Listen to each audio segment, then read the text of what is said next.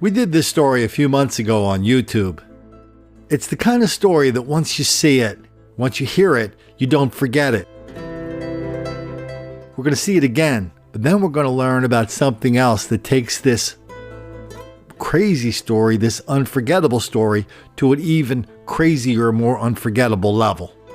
Enough is enough. That's what one Miller County man says after he claims he has been robbed 6 times in the last 10 months. KSLA News 12's Marie Waxel explained why Kate says he took matters into his own hands today when he faced another alleged robber.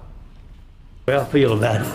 But whoever's got the biggest gun and the fastest is going to be boss when it's all said and done. In this case, it was you. In this case, it was me. Miller County resident Buddy Cates took action when a man allegedly tried to rob him at gunpoint. Oh, I walked outside the door and he was standing right there beside the door with a big pistol. I had my hand in my pocket on my pistol and the battle was on. Cates says he shot the man during an exchange of gunfire. 12 or 15 times shells were shot. He shot about 6 or 8 and I shot about that many. Investigators in Miller County recovered 2 weapons at the scene. The suspect was taken to a Texarkana hospital. 81-year-old Cates says he's been robbed 6 times in the last 10 months. A spokesman for the Miller County Sheriff's Department confirmed making multiple calls at Cates' home. However, they could not comment on current investigations. But Cates was not as silent. And I called Miller County down here, and anyway, I told him I was going to buy me a gun and carry it at all times, and I did. And I'll have a gun for tomorrow night, and I'll have it in my pocket at all times. So if they don't get shot, they don't need to be down here messing around. In Miller County, Marie Waxel, KSLA News 12. We've now learned that the suspect later died at the hospital. Well, it turns out the fella who wanted to rob the old dude, the fella who learned who the boss was, he wasn't alone. He was with a couple of his lovely ladies. 3 of them were charged in the last couple weeks with robbery and all those other things people get charged with, though. You know, some places you get charged with murder if somebody gets killed in the commission of a crime. So I don't know why they're not charged with murder. But then it gets real crazy because it turns out the fella who got killed, he was out on bail from another robbery, another armed robbery, where one of the last things he said while he was being taken away was, "I don't give a damn, I'm going to be out here and I'm going to do it again."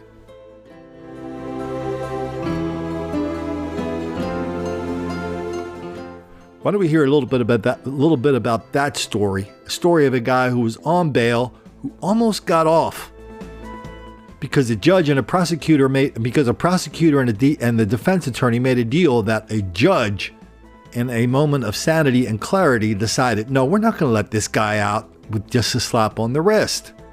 Not in my court, not in Texarkana.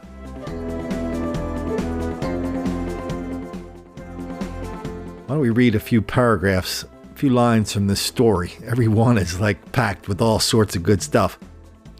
A 19-year-old man was shot and killed in Genoa, Arkansas. That's pretty close to Texas. But he was free on a firearms charge in Bowie County, Texas at the time of his death. Shamar Davion Harris was fatally shot by the aforementioned 81-year-old man we just saw, who had been robbed 6 times in the past 10 months. Blah, you already heard the rest of it. Harris was facing a charge of theft of a firearm in Bowie County in August. So he was at this place called Academy Sports. And he was in there stealing stuff. He was stealing ammunition and other stuff. So one of the employees recognized an off-duty police officer named Alan Bailey. They said, "Hey, this guy's stealing some stuff. He's stealing ammo. Can you come give us a hand?" Bailey rolled over there and said, "Hey, I'm a cop. What's up?" So the bad guy, the guy who's now dead, he started taking stuff out of his pockets. And then, he said, "Okay, that's it. You got me. Can I go now?" One of the employees said, "No, he still has a lot more stuff in his pockets." When he went to search him, the fella,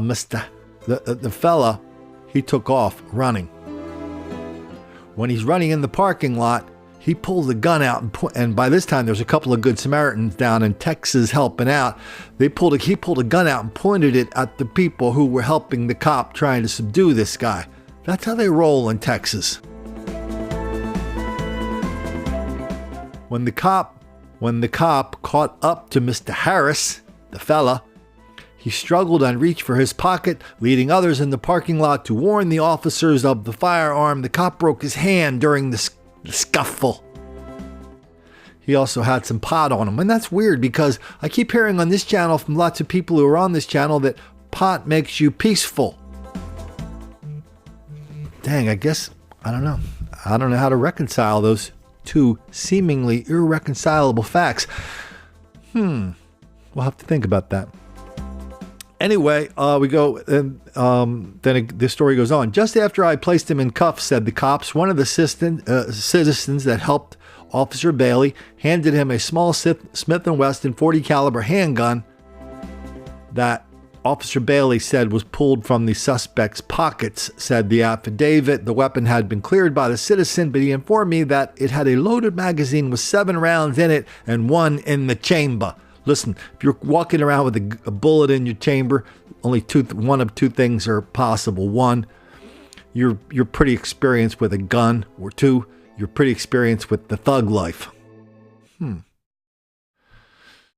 Okay, so after he gets caught on the way to jail in the patrol car, the aforementioned Mr. Harris, the thug, the fella, says, "I'm gonna get bonded out and do this shit again." Turns out the gun he had in his pocket, that was stolen too. So, he pleads guilty to stealing the gun, and he was in court for sentencing. The public defender had cut a deal for him to receive probation. However, the district judge refused to accept the plea agreement, saying he was uncomfortable with that. Yeah, I'm uncomfortable with putting on a guy on probation who goes around robbing people with stolen guns. Good Lord, where'd this judge come from? The Institute for Common Sense and Legal Reality? Does Trump know he may have an opening on the Supreme Court pretty soon?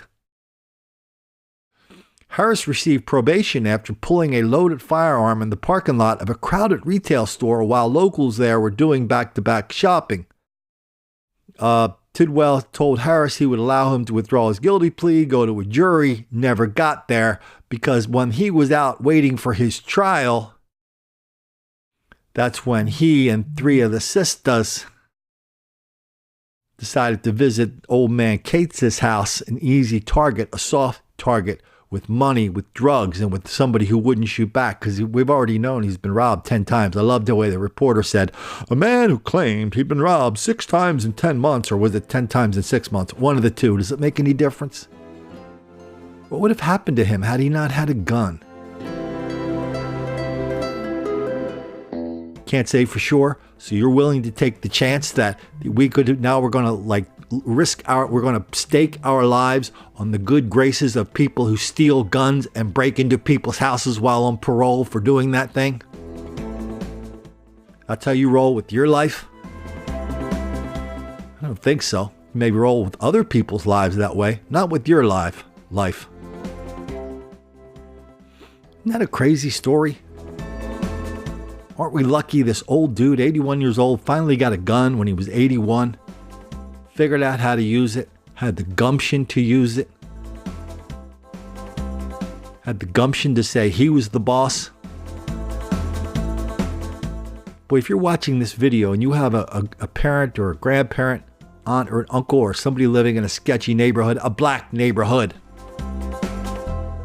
I hope you'll show them this video, even if it does make the black kids angry.